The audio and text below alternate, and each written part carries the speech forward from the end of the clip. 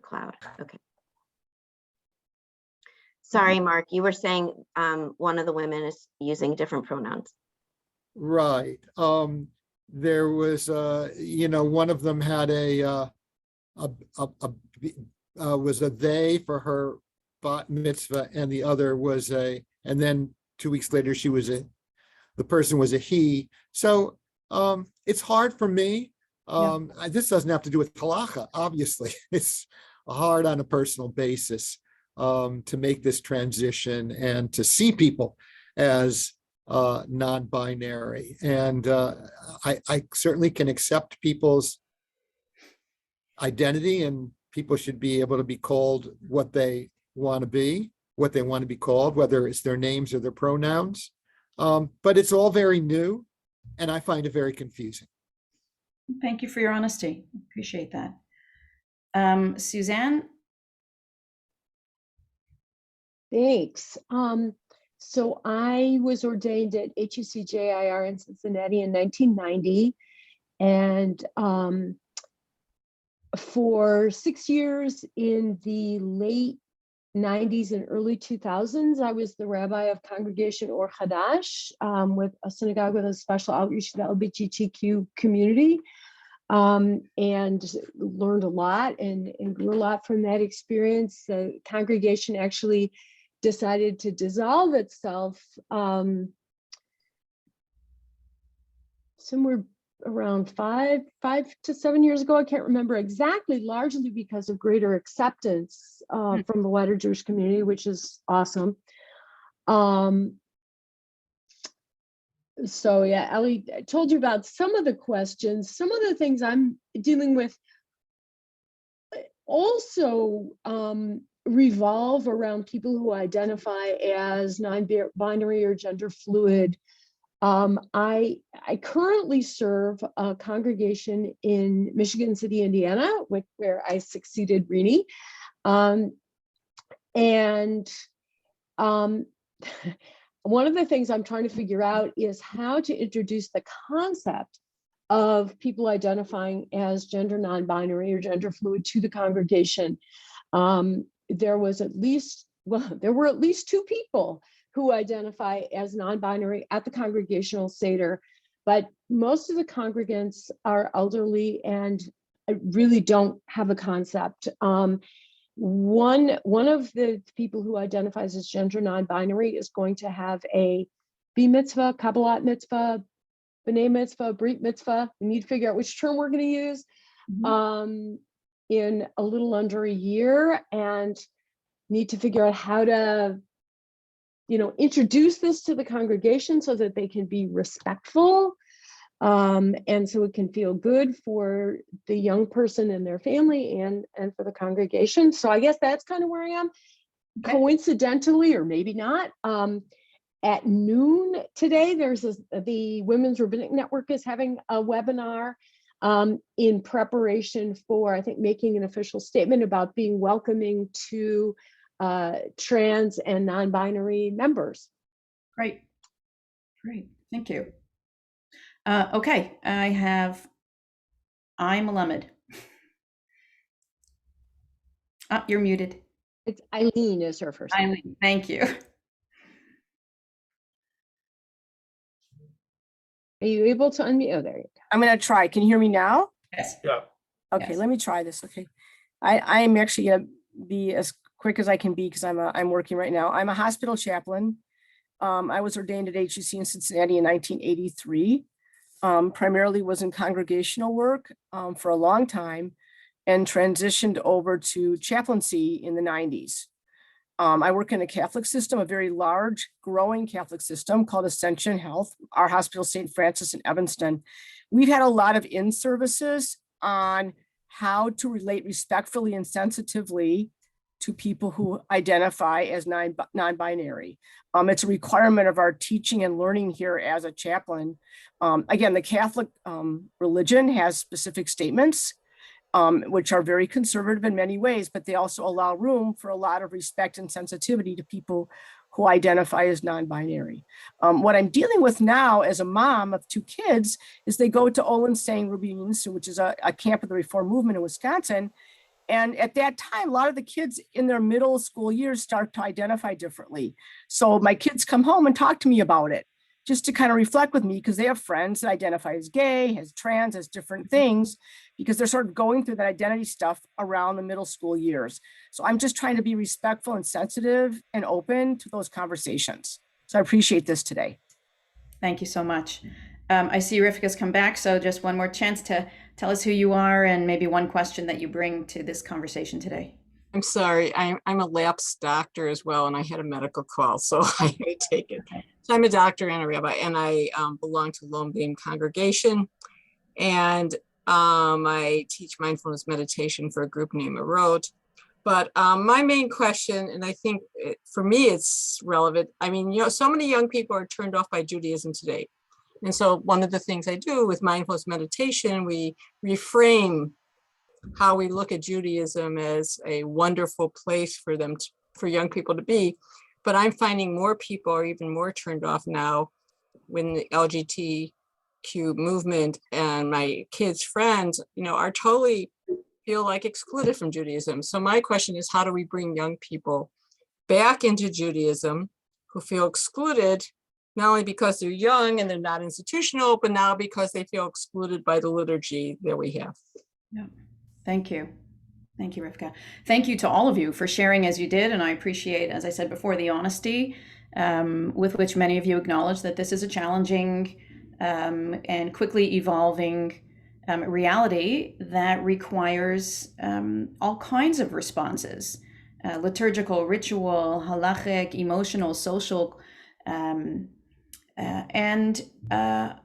also want to acknowledge that without making any assumptions, of course, about anyone, not having someone in our conversation today who outwardly identifies as trans is something that I think we need to be aware of as we engage in these conversations. But what I'm inviting you into is a conversation wearing the hat of people who are builders of communities and who are in many ways gatekeepers of communities and who are blessed with both the privilege and the responsibility of identifying the ways in which we engage people in our community, along with both the opportunity and the burden sometimes of making sure that we are both as welcoming as we can be to people, and also in each of our own ways,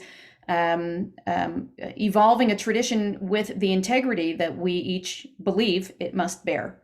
So without further qualifications, I want to jump into this issue.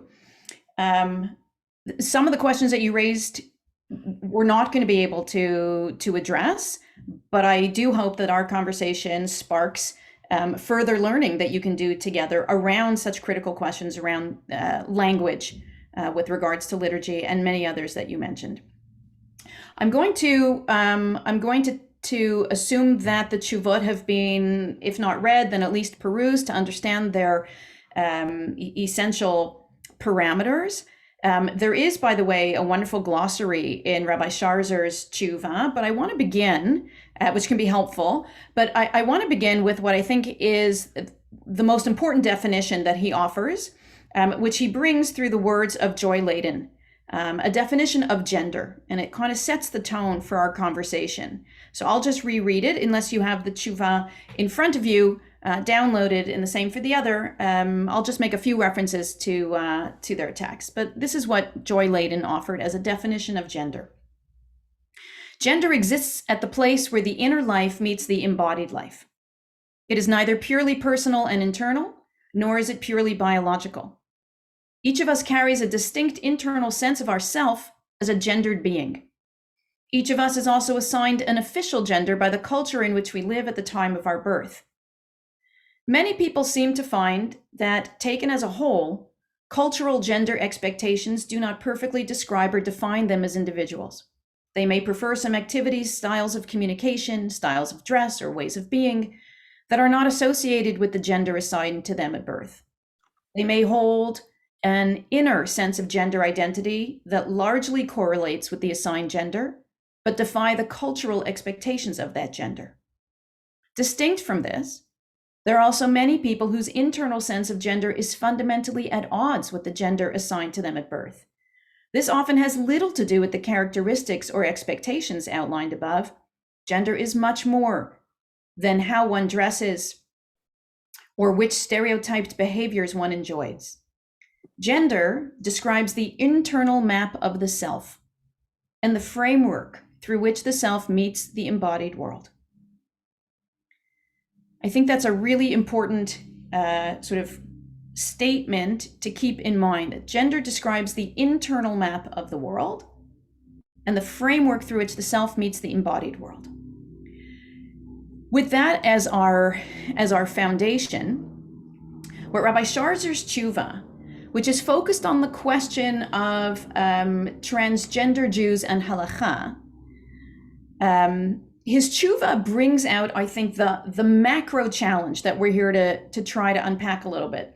The challenge of a system of Jewish law, of halakha, which, regardless of whatever particular legal theory or approach to psak that any of us may have as rabbinic leaders, what I think we can share collectively is the description of the halachic system as historically a binary system, a system that is framed by such poles as mutar and asur, permitted and forbidden, chayav and patur, obligated and exempt, kodesh and chol, sacred and not sacred, tameh and tahor, impure and pure.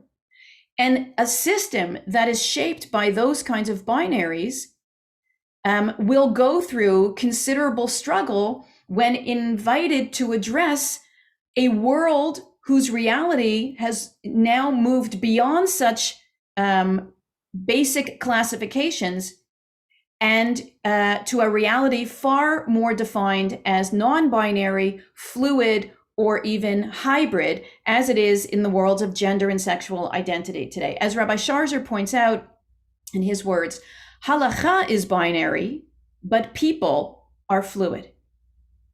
Halakha is binary, but people are fluid. And how can then a relationship between that system and the widest expanse of human identity actually thrive?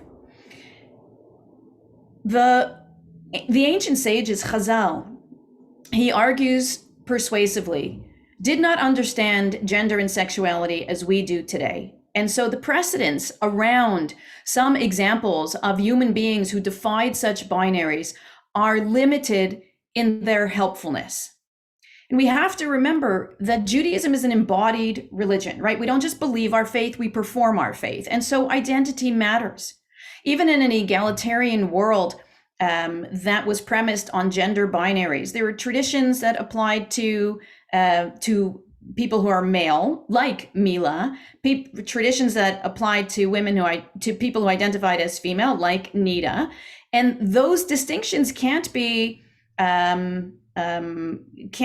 diminished by the stroke of a rabbinic pen, right? In some of these realms, and in some communities more than others, gender and sexuality matter greatly. Having said that, the boundaries that once segmented those identities and those categories have become porous. And how can the halachic system adapt? As that's the larger, the macro issue that Rabbi Sharzer's tshuva raises. The micro themes many of you raised. The challenge of our Lashon HaKodesh, right? Our sacred tongue, which is a gendered language. It is the language of ritual, the language of prayer. Those questions are being worked on in very creative ways in some circles of rabbinic colleagues around the country, and much of it in Chicago. Actually, the Trans Halakha project that Sfara has recently launched is one example. But again, the precedents that we have, particularly around the question of gender and sexual identity, which many people instinctively turn to, like the presence of the androgynous or the tumtum, Rabbi Sharzer argues are, as I said, quite limited in their helpfulness here, because even when Chazal engage with the question of how to classify someone who presents with unclear status, the response is to categorize them in one or the other, depending on which ritual moment is being contemplated, so that we end up with texts that say, for the purposes of marriage, we classify them as male. For the purposes of tefillah, we may classify them as female, right? So it's less helpful when the resolutions seek to maintain the binaried possibilities. To Chazal, anatomy and gender went hand in hand, so to speak. One's gender was determined by one's anatomy. And we are living in a world where that assumed tethering is no longer assumed, where gender and anatomy are no longer in a locked, if you will, relationship. Rabbi Sharzer reviews the many different ways in which historically gender has been assigned, goes through anatomy, genetics, hormones, social construction, and he offers this summary on page 11, which serves as a helpful framing for the psak that he ultimately comes to, and I want to focus on one in particular. But his summary reads as follows. None of the dimensions of sex or gender mentioned above is strictly binary, right? In terms of the different ways in which in the world of science and sociology, gender was evaluated. Nor is there necessarily, he says, a correlation between the various dimensions. There are incongruities and mismatches. This is consistent with the rabbinic understanding that even though halachic gender categories are binary, people are not. For that reason, when gender-related halachic questions arise, we should approach the people affected as individuals, recognizing that there will be inconsistencies, incongruities, and contradictions. For the vast majority of such questions, gender identity will serve as the best and most appropriate criterion. It is most closely aligned with that person's sense of self, their soul essence, and most consistent with principles of respect, honor, and dignity. In infants, he says, it is appropriate to assign gender on the basis of anatomy, knowing that in the majority of cases it will match gender identity, but recognizing that in a significant number of people it will not. Once a person, child, adolescent, or adult has the understanding and vocabulary to assert a gender identity, it is that which should be honored. Adopting this strategy is not about acceding to, quote, whatever people want, end quote. He continues, transgender people do not choose or want their gender identity any more than cisgender people choose or want theirs. Rather, it is a core element of a person's being and does not seem to be subject to deliberate attempts to change. Okay, so he makes this statement, privileging a person's gender identity as the prism through which we should evaluate questions of halakha that arise from within their lived experience. My struggle with his statement is over how it lives with one of the piskei halakha with which he concludes his tshuva. He addresses questions like, what are the appropriate rituals for conversion to Judaism of trans individuals? What are the appropriate rituals of solemnizing a marriage in which one or both parties are trans? How is the marriage of a trans person, which may have been sanctified prior to their transition, how is that marriage to be dissolved after they may have transitioned? In other words, does the ceremony of Gittin apply in the way it would have applied before that person's transition, or do we need to reimagine what Gittin looks like for someone who has transitioned over the course of their marriage? How is the body of a trans Jew to be prepared for burial in terms of tahara? Who should be preparing a trans body for burial given our prioritizing of kavod hamet around those rituals? Are trans men who have not had gender confirmation surgery and who are anatomically still women and who function anatomically as women, should they continue to be chayav, obligated in the laws of taharat hamishpacha, in the laws of family purity? Not to mention all the language issues around aliyot and life cycle that you mentioned before. The one question that I want us to focus on for a few minutes is the question of whether trans women who are converting to Judaism, who have not had gender confirmation surgery, in other words, they are still anatomically male, whether they are required to undergo brit milah, ritual circumcision, or hatafat dam brit, the drawing of a drop of blood, as other anatomically male converts who have a penis would be required to undergo. Right, and of course, this question presumes a halachic standard where brit milah would be required for conversion. And he responds by addressing 4 different cases. And I'll summarize them quickly, and then we'll really hone in on the question here. Trans men who have not undergone genital surgery, who are converting to Judaism, will obviously never have undergone a circumcision because they're not anatomically male, so they don't have a foreskin. So neither circumcision or hatafat dam brit would be required. That's just logical. Trans men who have undergone genital surgery would have a procedure like a phalloplasty of some kind, but that artificial penis does not create a foreskin or anything resembling it.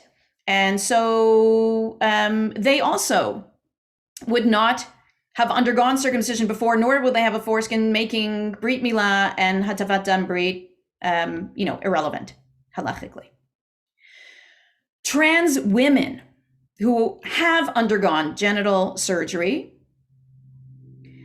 will no longer have a foreskin to be removed, nor any kind of circumcision scar if they had been previously circumcised in order to do hatafat dam brit. So again, neither of those would be required, and mikvah would be the single requirement for conversion. And then we come to our question, which I think surfaces the larger challenge of halachic binaries in a non-binary world most boldly. Trans women who have not undergone genital confirmation surgery are the most difficult in terms of the sensitivity of this question and also the high risk for shame, for real personal discomfort. They still have a penis, which may or may not have been circumcised. In addition to questioning, in addition to the discomfort around having these conversations, the halachic discomfort is over whether the mitzvah of circumcision that, according to the Torah, applies to kol zachar, and let's resist in defining what kol zachar means for a moment, whether that also applies to trans women. So how do we decide that? Rabbi Sharzer says, first, let's look at the question of the requirement of milah for Jewish trans women, right? Not converts.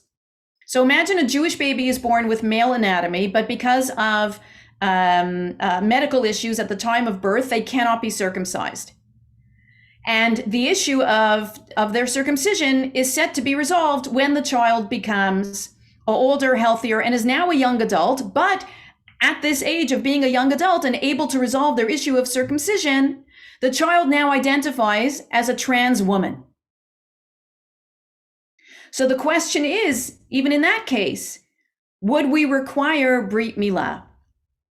Rabbi Sharzer returns us to Breshit 17, to the biblical foundation of the mitzvah. This is the brit between us and your descendants after you, which you must preserve. Himolachem kol zachar, circumcise every zachar.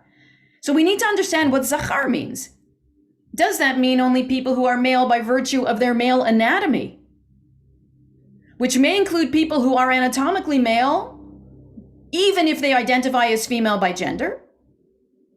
Or does kol zachar only mean people who identify as male by gender, in terms of the cultural construction of gender? In which case, only cis males who are anatomically and by gender identified as male would need Brit Milah.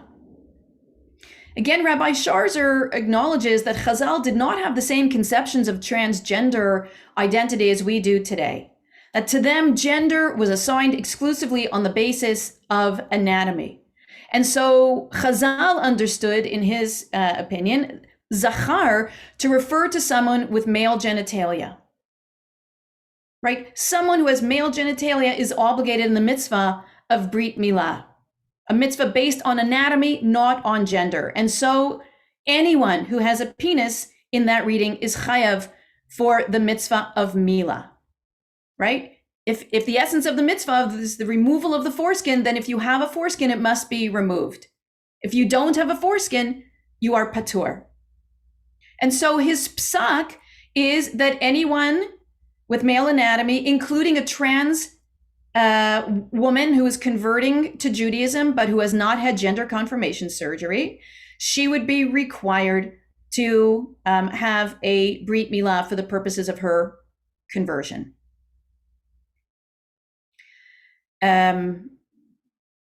He also concludes that non-Jewish trans men who have had gender confirmation surgery, so they have an artificial penis, or Jewish trans men who have had gender confirmation surgery, so no longer, Jewish trans men who have an artificial penis, who want to do Hatafat Dam Brit as a spiritual symbol of their maleness. He permits that, but does not require it. Okay. So my question to you is how that psak lives with his very bold and encompassing statement on page 11 of his tshuva about how, when faced with halachic issues that emerge from someone's lived experience, it is their gender identity that ought to be the prism through which we resolve those halachic questions.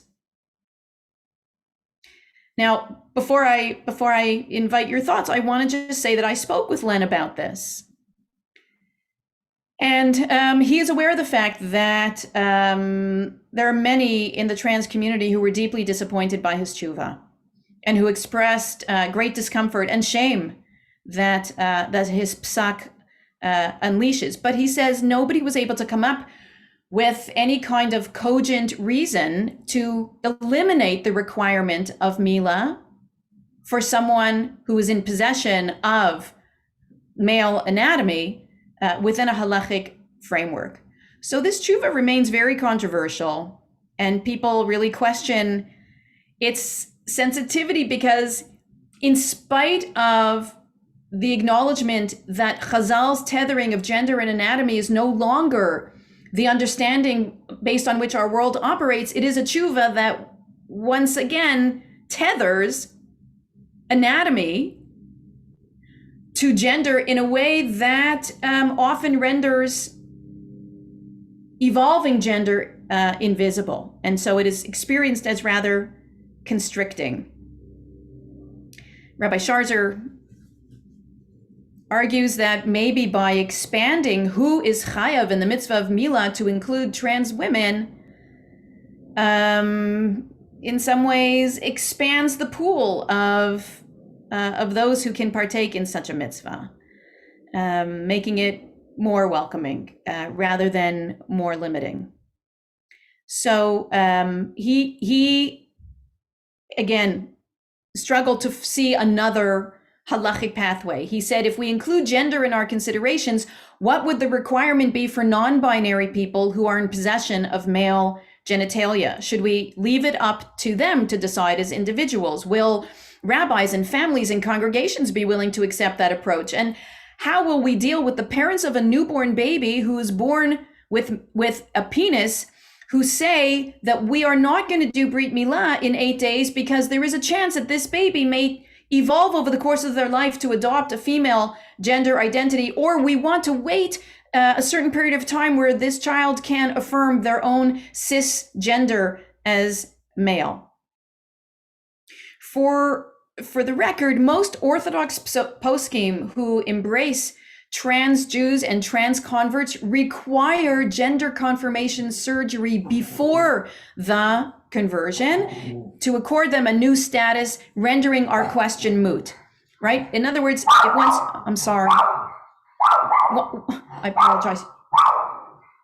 Once you've had gender confirmation surgery, then if you no longer have a penis, you no longer have a foreskin, then there's no question about needing Milah. That is a halachic strategy that preserves the binary categories of male or female. In the Reform community, my studies led me to learn that Milah, in the case of a trans woman converting to Judaism, is encouraged, but ultimately the Mara Da'atra is left to decide if that requirement would be too painful for the candidate for conversion. And so it is left to the discretion of the supervising rabbi. Let me pause and invite some of your thoughts. We'll talk about this issue and then we'll move to the other example.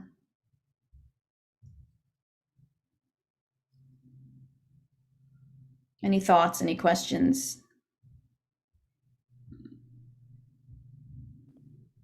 I have a thought about a side thing that you said, which is about parents delaying Brit Milah, which is that it's interesting to me that, and maybe misguided, that parents would consider circumcision gender affirming as opposed to it being a symbol of covenant and belonging to a community, which is what it is.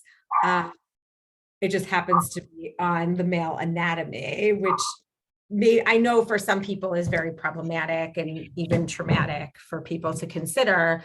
But that was my reaction to what you said, was like Brit Milah is not a gender affirming action. I mean, it's an action done on male anatomy, but it's symbolic of something else. So I feel like that couple would need some guidance or redirection about what the purpose of this ritual is, and then decide if it's still too problematic for them. I think your comment about the Orthodox postgame is very fascinating sidestep. But I do find his the teshuva about trans women needing Milah to be a bit offensive, actually, and insensitive, because having anatomy that doesn't fit one's identity can be a very painful thing, and gender affirming surgery is very expensive. And in general, often trans people are not of higher economic statuses. So there may, in terms of access to such, like an assumption that there would be access, maybe someone doesn't have this surgery because they don't want it, or often it's because they can't afford it. I think that goes into the wider social discrimination issues of the trans community, is that holds them back. And so I feel like there's some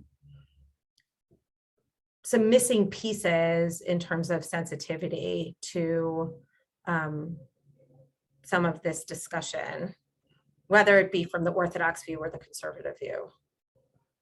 Michelle, you make a really good point about some of the other factors that inform personal choice or personal access, let's say, for some people.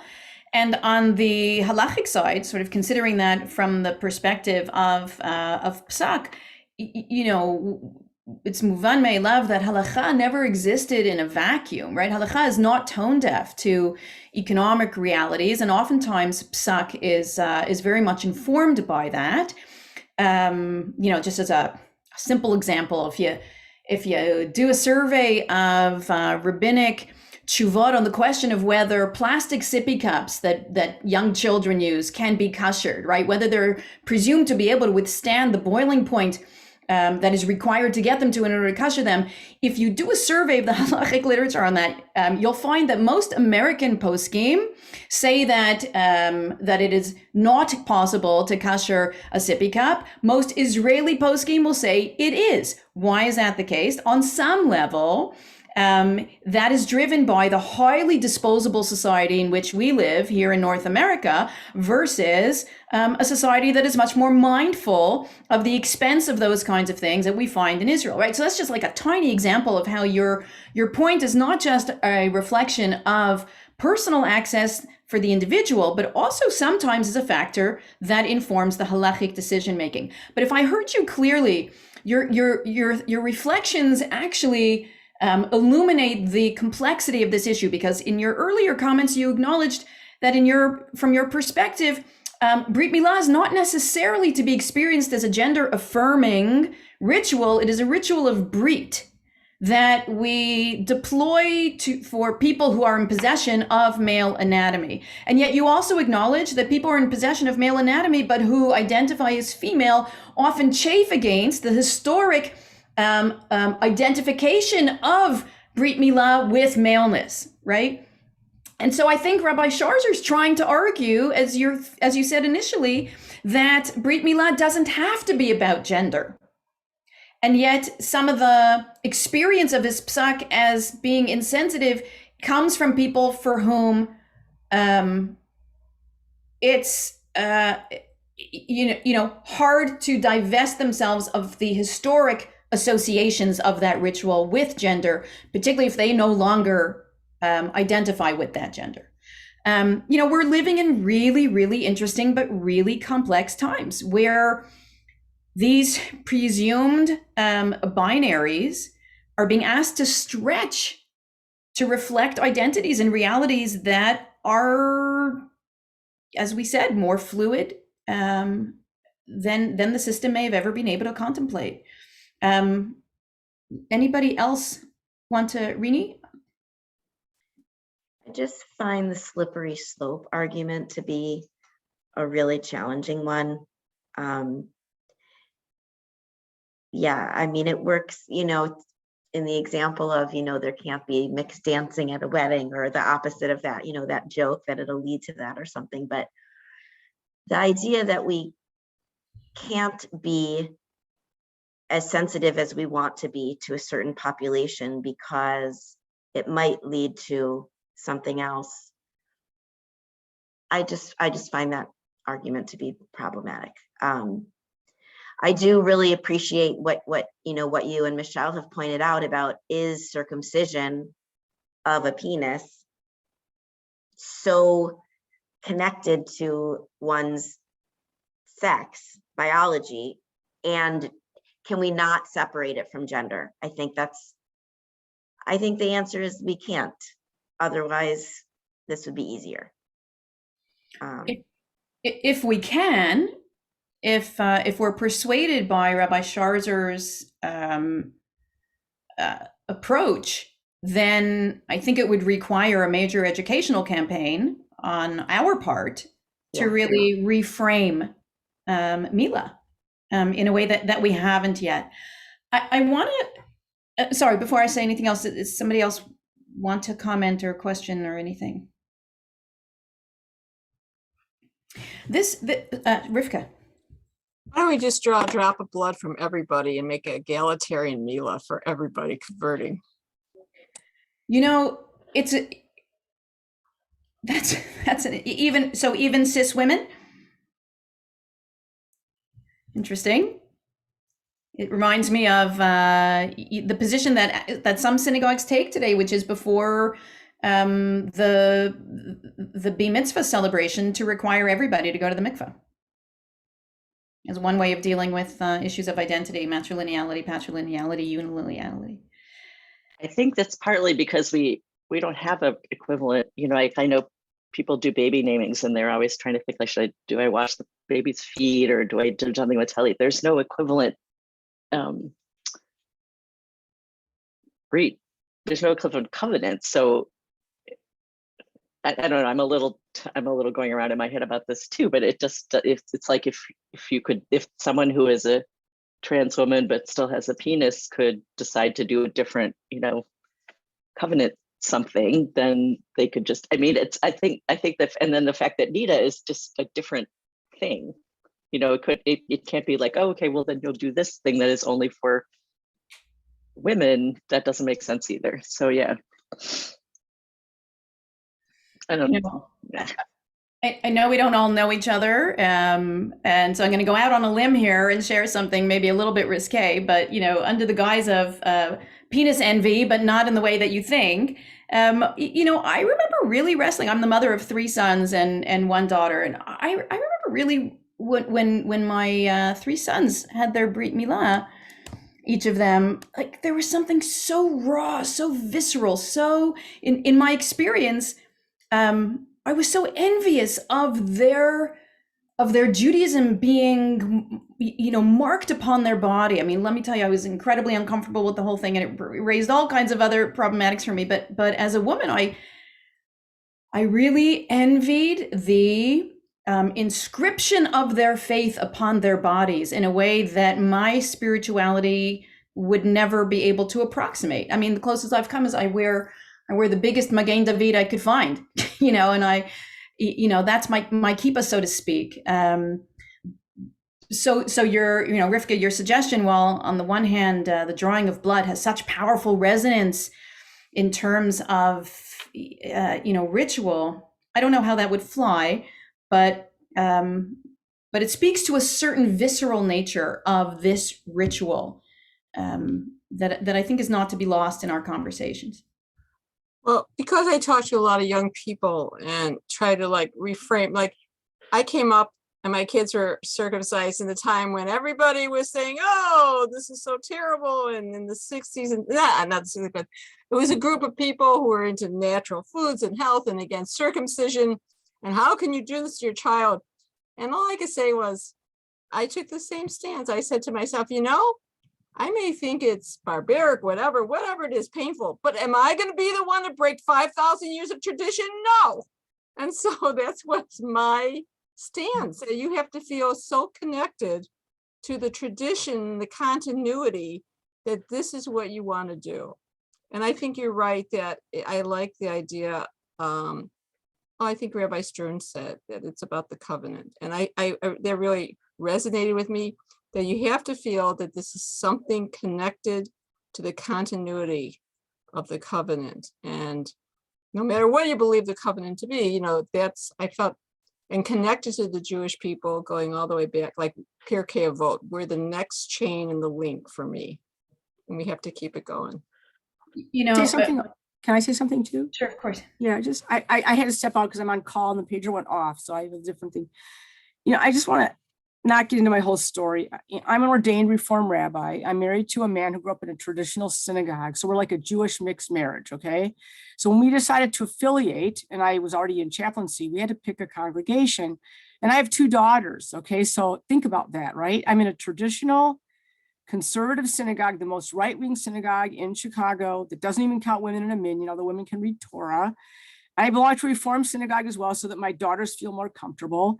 When my daughters were born, I wrote baby naming ceremonies, which I had worked on when I was in rabbinic school. We're talking, I'm old, I'm 65 years old, so a long time ago. I didn't really think about it. What we were wrestling back in the 80s is real different than what's being wrestled with now. But having daughters that I want them to feel good about who they are and that they have all kinds of choices in life about careers and professions and education. They can go as far as they want educationally because I went as far as I wanted to go, right? I was asked when I was in rabbinic school, when I applied, are you a feminist? I said, everyone should be able to do what they want to do, right? But I still love tradition. I really do love it. And my husband grew up traditional and he likes to daven in a traditional synagogue. I like to go to synagogue to pray or hear a good sermon. I'll be honest with you. I don't really care where I am. I can be in a Yemenite synagogue in Israel behind Machitza. I'm there to pray, not to talk to the person next to me. Okay. I love tradition. I think and I wasn't here for what Michelle said, we do these rituals to become a part of a community. When we're babies, when they're infants, the Brit is there because it was a way of bringing them into monotheism by Abraham and then continuing on. That's what was done, okay? Not about it just was. We have to be creative in our liturgy and respond to people where they are. That's the creative force of modern Judaism, is to being able to respond liturgically where you are. And that's the counseling that takes place between a clergy person and that human being, and being respectful of their soul, period. That's just how I feel. I'm not there to judge anybody. They end up the way they end up, and I don't judge them. But let's be real. We can't say, no, Torah, you're wrong.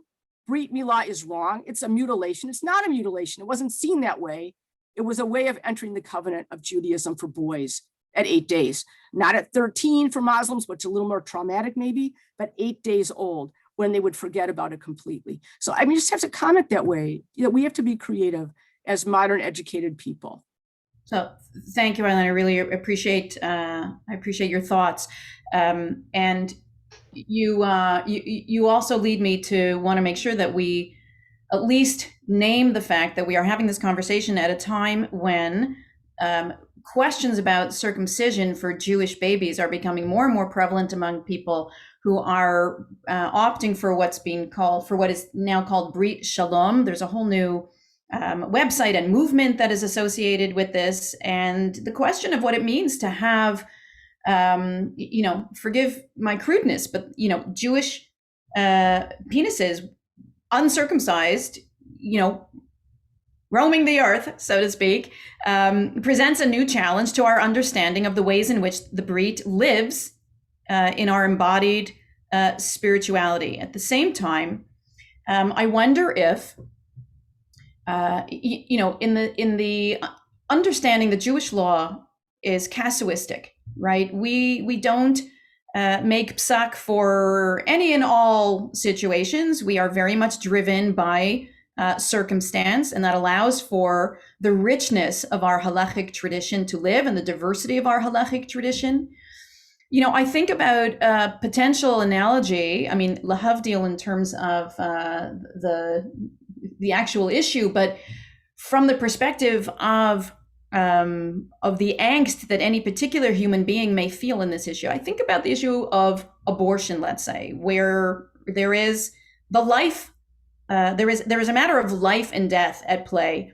And we, of course, don't have a single psak that covers every scenario that arises around the question of abortion, but there is a deep and widely respected understanding that the presence of a rabbi in conversations around whether terminating a pregnancy is appropriate or not allows for a measure of subjectivity in determining the psychological, emotional, and many other implications to be weighed into that decision. And I wonder if an expansion of something that was said before in terms of the individual rabbi's ability to assess how the requirement for Brit Milah or Hatafat Dam Brit would land spiritually and soulfully with a trans woman converting to Judaism who has not had gender confirmation surgery, that perhaps the halachic system, in the way that it allows for the fluidity in other areas, could allow for some fluidity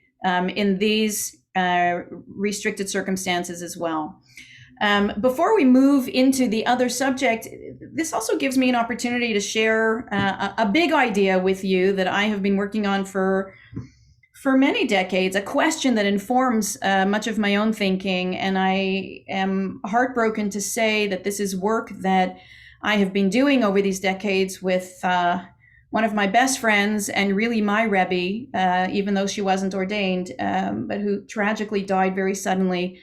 Not just a few days ago, just over a week ago, Rachel Brody, Zichronah Livracha, who was just a singular, brilliant Jewish educator, and a really sharp and incisive thinker, Jewish thinker, who defied the confrontation between innovation and tradition, and allowed them to breathe together in a way that was really exceptional, and whose loss to the Jewish world is profound, as well as to those of us who were privileged to be close to her. But one of the things that Rachel and I would often talk about, wrestle about, and dreamed of writing about is if you consider, and I'm going to sketch this very, very simplistically, of course it's much richer. If you consider that the earliest stratum of our religious expression in the days of the Torah, in the days of the Mishkan, and then ultimately the Beit HaMikdash, was contained within the binaries of Tum'ah and Tahara, of ritual purity and impurity, then go with me through the radical paradigm shift that was experienced in the wake of the second Chorban, and that was taken up by the genius, the innovative genius of Rabbi Yochanan ben Zakkai, who evolves a new set of binaries as the framework in which Judaism is then lived and experienced, and the relationship between humanity and the Kodesh Baruch Hu is cultivated. A system of rabbinic Judaism where the binaries are now more so around mutar and asur, chayav and patur, right, as I said earlier. And now keep moving with me, chevre, where we know that in the last few hundred years since the Enlightenment and emancipation and the shift away from the surrendering to receive traditions around divine authority, and the commanding voice of God is mediated by designated Kohanim, right, or priests and other traditions, in favor of reason, in favor of science, in favor of individual human conscience. What are the new parameters? How do we revive a Jewish language that can describe in this new world the setting in which Jewish life and Jewish engagement with one another, with the world around us, and with the Kodesh Baruch Hu, with mitzvah, can take place? What is the vocabulary of Jewish life if the vast plurality of Jews have voted with their feet and with their words to untether themselves from rabbinic authority that the mutar asur system presumes? Where I imagine most of us can identify with the experience of our rabbinic leadership being less about one in which people are coming to us for permission and more about people coming to us for inspiration. So Rachel and I would throw up on the wall all these words that we would imagine have the potential to frame Jewish life today, to be able to speak not only the language of Jewish opportunity, but the language of Jewish responsibility. How do you cultivate chiyuv in a world that is essentially a world of voluntary Jewish association, right? So we would experiment with words like kavanah, right, to reflect the insistence on the part of Jews today that what we ask of them, that the claims that we invite them to allow Judaism to make on their lives be informed by a deep and profound sense of meaning and purpose and significance. And then we would bring words like keva in order to cultivate within people a deep and abiding and ongoing engagement with their expressions of kavanah. And then we looked at words like kehillah, and the presence of a witnessing community, what Edah literally means, right? And we realized that the language of describing Jewish life today need no longer be binary, and maybe ought no longer be binary, like Tameh and Tahor and Mutar and Asur, because we don't live in a binary world anymore. So could we evolve language that transcends the need for in and out when we live in and either or when we live in a yes and world? And what would that language be? So I just offer that to you as like something to think about, and I really Birtzinut invite you to be in dialogue with me as we continue to try to evolve that new language and that conversation. I know our time is running out, so let me shift, with your permission, to a related conversation around the way a binary shaped halachic system can respond to a non-binary world. And for that, I want to invite you to think with me a little bit about bisexuality. And for that, I draw your attention to the tshuva written by Rabbis Dorf, Nevins, and Reisner called Homosexuality, Human Dignity, and Halakha, which I'll share with you. As Rini mentioned, I teach contemporary halakha to senior rabbinical students at JTS, and I learned that this tshuva is colloquially referred to as the DNR tshuva, which I thought was pretty funny for all the associations and the wrestlings, but we won't go there right now. Okay. So this tshuva was approved by the Rabbinical Assembly's Committee on Jewish Law and Standards in 2006, and it was hailed both within the Jewish community, the conservative community, and the larger Jewish community, as well as by the New York Times, as a watershed moment for the tradition. 2006, after years, decades of halachic wrestling with this issue, it was hailed as expressing moral clarity, rabbinic courage, providing a compassionate rabbinic response to a very complex matter, and that it really illuminated, epitomized the ethical and redemptive power of halakha. And I just want to say with humility and respect that in spite of its celebration, there are many fine details of this tshuva which are often not addressed and often misunderstood. And those fine details, I think, pose ongoing challenges for many people whose lives that are impacted by it, notably gay men and bisexuals. And I acknowledge, because I have spoken to them, that the authors of this tshuva never meant for it to have the last word. And we know in the years since it has been published, that many more questions have emerged from the increasing presence of non-binary members of our Jewish communities and families. So it remains a very pressing subject for rabbinic scholars. I don't want to spend a lot of time talking about the ongoing prohibition against male anal sex that this tshuva articulates. The core halachic principle that the authors deploy for enfranchising gay and lesbian Jews is gadol kavod habriot, human dignity, which they acknowledge has been used to overturn rabbinic precedent and even some biblical precedent, albeit with limitations. But they concluded that that line of argumentation could not be used to overturn the central biblical ban on male gay expression in the form of anal sex. I think it's interesting to talk about how they deploy such halachic tools as the role of precedent, the weight of communal opinion regarding a takana, the risks of lifnei iver, of not putting a stumbling block before the blind.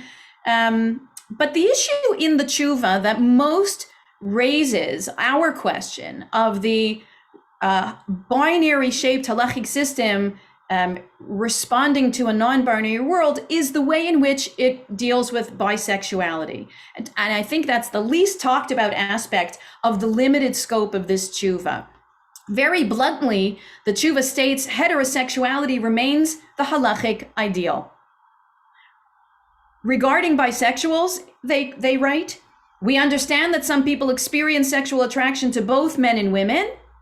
Because the heterosexual ideal is enshrined in over 3 millennia of Jewish texts, because heterosexual marriages alone are recognized by established Jewish law, as it was when they were writing this, and because bisexuals do have a permissible avenue for sexual and romantic intimacy, we instruct any Jew who has sexual longings for someone of the opposite sex to marry a Jew of the opposite sex and to maintain complete fidelity to his or her spouse. While this may involve the sacrifice of some sexual satisfaction, this is a common consequence of marital fidelity, which gives greater priority to stable relationships than to the erotic desires of each individual, end quote. We could have a lot of fun talking about the implications for marital fidelity. I don't want to go there, but bottom line is that heterosexuality remains the halachic ideal, and this tshuva requires bisexuals to choose a partner of the opposite sex.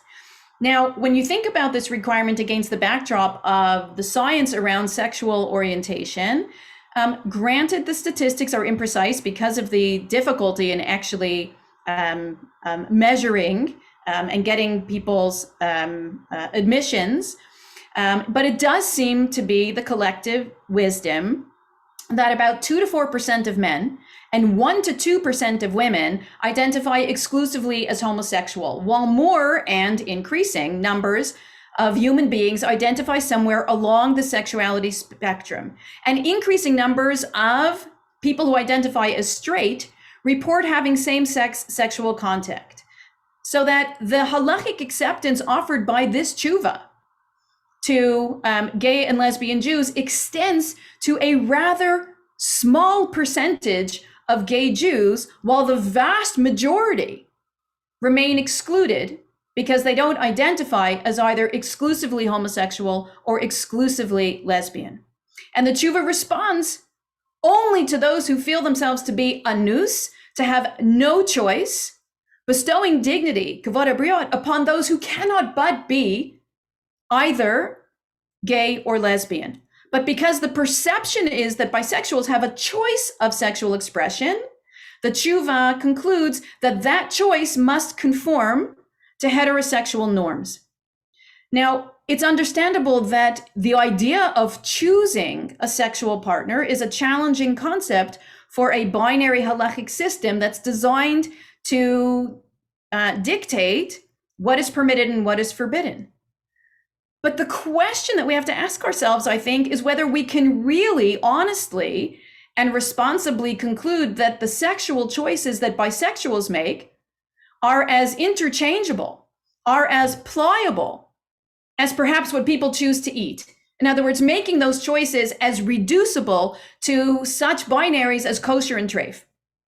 Now, the authors acknowledge that sexual identities don't divide neatly and clearly into consistent categories, that sexual orientation along the sexuality spectrum isn't necessarily a simple choice, and that sexual attraction and falling in love are likely to be well beyond an individual's conscious control.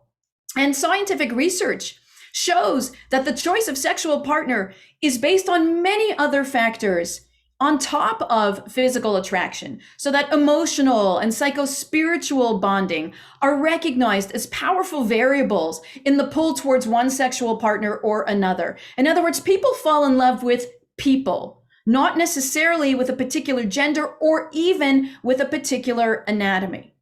So given those documented realities, and considering that the Torah's understanding of the mitzvot is to v'chai bahem, right? V'al yamut bahem, that we should be living by these dictates and not suffering by them. The question is whether this tshuva really reflects the only approach to bisexuality that the halachic system is capable of. In other words, does kavod habriot apply even to an identity that is capable of being in relationship to different partners? And I will just say that for bisexuals who are committed to living a life of Torah in relationship to halakha, and who remain beyond the scope, the very limited scope of this tshuva, find its conclusions deeply painful. And if, as the authors say, sexuality and sexual expression is a natural and healthy part of human life and a human social and spiritual identity, then how can our tradition recognize those who discover their fullest expression of self in same-sex relationships? And I think that to demur here, right, and to sort of say that the rabbinic initiative that we see live in other elements of this conversation cannot be brought to bear here, is really an insufficient answer. I want to say, for example, think of the rabbinic will that led to the halachic validation of marriage between a Kohen and a Gioret, right? Between a Kohen and a convert, also biblically prohibited.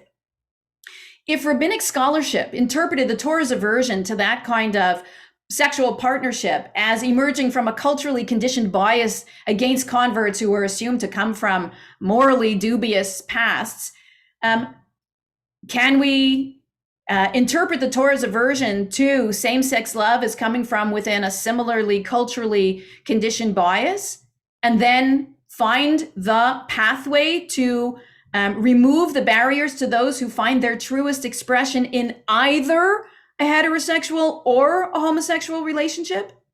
And I'll take it one step further. If we use the logic of the authors of the DNR Tshuva, then consider this with me. A Kohen, one would think, should have the same ability to choose to marry somebody else and not a Gioret, right? In the same way that the authors assume that someone who is bisexual should have the ability to choose to marry somebody of the opposite sex to marry. And yet the halachic leadership chose to find a way to dismantle the barriers preventing a Kohen from choosing to marry someone who was midoraita prohibited to them. So I wonder why the same rabbinic and halachic, why the same rabbinic will and the same halachic tools couldn't be used to validate the choices that a bisexual may encounter given their own identity, in the way that a Kohen in this scenario was given the halachic framework to exercise their choices. So let me stop there, given our time, and see if you have any thoughts and questions to illuminate this limitation of this tshuva, which leaves us still grappling with the question of halachic binaries in a non-binary world. Rena, you wanted to say something? This might be too simplistic, but you know, the phrase "where there's a will, there's a way" is just in my head. And I do think sometimes when there is a will, there is a way, and it depends who's making those decisions and what their context is and what their experience is. But I also think that saying there are two kinds of marriages or relationships, heterosexual or homosexual.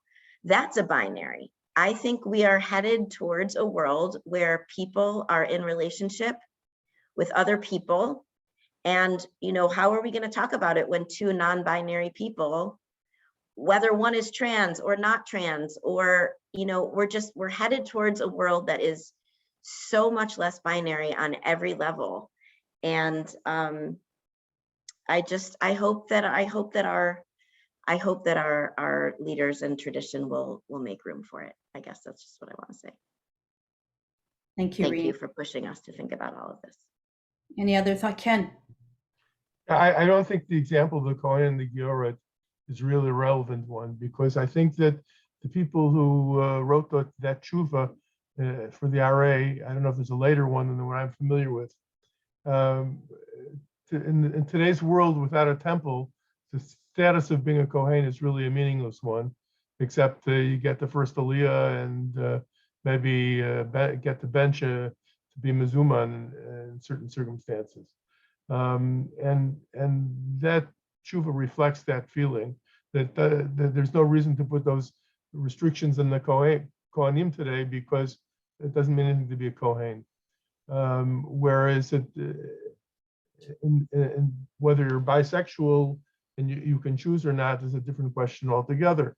And to me, when you're discussing that, and I know there are different opinions in this group about intermarriage in general, but it reflects the issue of intermarriage. Because if you say that you should break down any barriers that a person who can choose between marrying or having relations with another male or another female should choose to have one of the opposite sex, biological sex that they are, is to break down that is also to say that the intermarriage should be normative, because we fall in love with whom we fall in love with.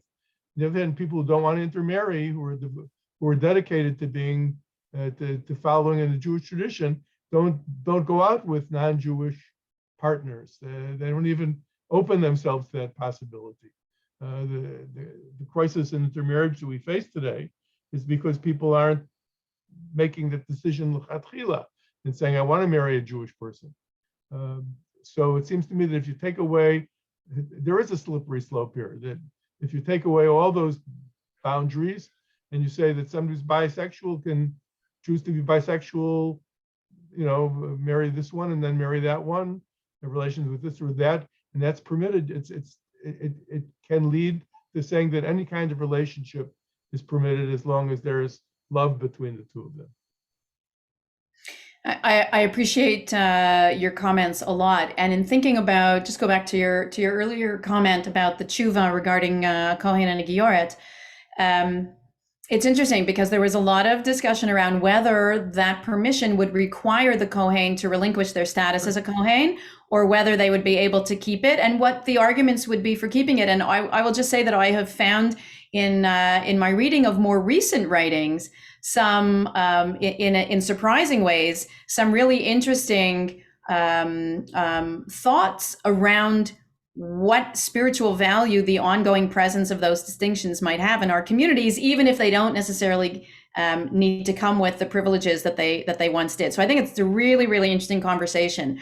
And the question around drawing the analogy between bisexuality and intermarriage, that's interesting. And I know that I've written a lot about the intermarriage piece and have taken my own path on that one. I'm not sure that the analogy works for me, only because, as I tried to say earlier, I think that the science and the halakha, as Rabbis Dorf, Nebbins, and Reisner articulated, around the choice of sexual partner can't be reduced to something as simple as don't date X. That there are many other factors that go in that are beyond such conscious decision making, that may lead someone who is potentially capable of being in a relationship with either or to find their greatest fulfillment in one or the other. So I want to give more thought to what you shared, but I'm not sure that there's a direct analogy. And the other thing I wanted to say is you and I think Rini earlier raised the issue of the slippery slope. We all know post-game, and maybe we've all been that posek who has made a halachic decision based on concerns around the slippery slope. I share the feeling of those like our colleague Daniel Hartman, who has said that the slippery slope argument is really not a Jewish argument. We are not a tradition that shies away from the difficult and often confusing and even risky challenges of evolving the halachic system to make sure that it remains relevant and resonant in every era. Personally, I think that's one of the reasons why the Torah was given on the top of a mountain. I think you got to be able to hike, and you got to be able to handle the treacherous terrain sometimes and the slippery terrain sometimes that comes with reaching a summit. And I say that as both a rabbi and an avid hiker. But the slippery slope is never a reason for any of us who are privileged to be religious leaders in the Jewish tradition to not do business with hard questions.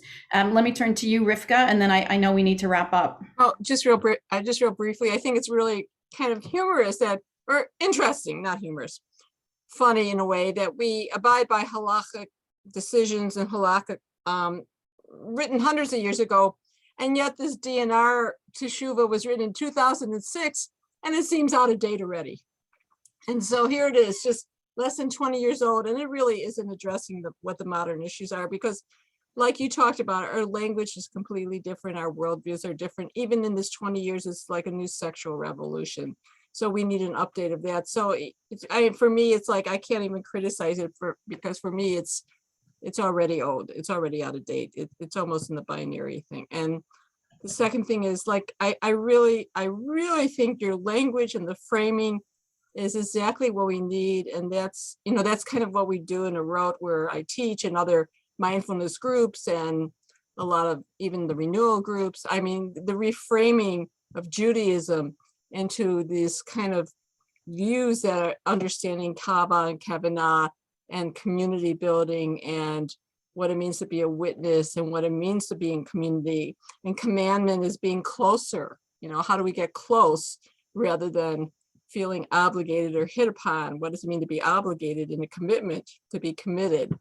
And I think this is what is really important, at least for me, in talking to other people and young people about why I want to be Jewish and be obligated and be, because it brings us closer to each other and to God and to everything else we want to feel connected with. That's beautiful. Thank you. Yeah, I know that we're almost done. I appreciate what you just said, by the way, very much. I don't think we can be Jewish alone. And we're very lucky in Chicago to have so many options. I mean, if Suzanne Griffith's congregation dissolved because those people wanted to join other congregations, that meant that those congregations were accepting them finally. And maybe initially they weren't accepting people that were gay. So there's that factor. And the second thing is the integrity of rabbis. I left my congregation because I didn't want to officiate at intermarriages, and the pressure was on me was great. I didn't want to. There's 3 people at the ceremony, the bride, the groom, and the rabbi. Okay, so I had my own integrity of what I wanted to do as a rabbi. Whatever the reform movement did or didn't do, the reasons were good. It's just what I didn't want to do. Okay, so we all have our own integrity. You all have our own boundaries, and thank God there's so many choices. I think we need to bring people back in and make them feel comfortable in whatever community we can provide, and still respect the rabbinic tradition that we stand for. That's my opinion. I want to say again that I really appreciate the chance to do this learning together with you, and I very much appreciate all the comments that you've shared. I believe deeply that the halachic system, which, as you pointed out in your own way just now, Eileen, is not a monovocal tradition. As we all know, it is very much a multivocal tradition. It is a tradition that for thousands of years has thrived on a rich and healthy and vibrant diversity and plurality of interpretations and of piskei halakha. It's easy for us to see the challenges in front of us today as, seismic challenges to the system, as to some people, unprecedentedly complicated challenges. I would imagine that our rabbinic ancestors faced questions that they experienced as huge, as consequential as the ones that we face today.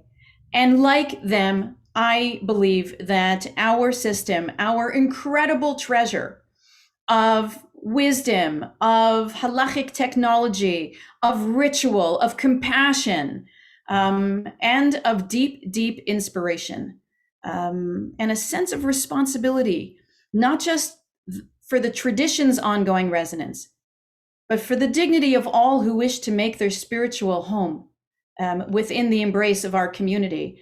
I believe we have everything that we need to evolve the many different responses that lie within us to continue evolving the enterprise of Judaism, to continue raising a compelling Jewish voice in the global conversations around dignity and around connection, around community, and around purpose. And I leave this conversation with a great sense of hope and a great sense of anxiousness for all that is anticipation, good, positive anticipation for all that's to come. So thank you so much for allowing me to visit with you today. Thank you. This was wonderful. Thank you so much. That was great. To you. Thank you so much, Dini. To you. Thank you. Thank you. Be well, everybody. Bye.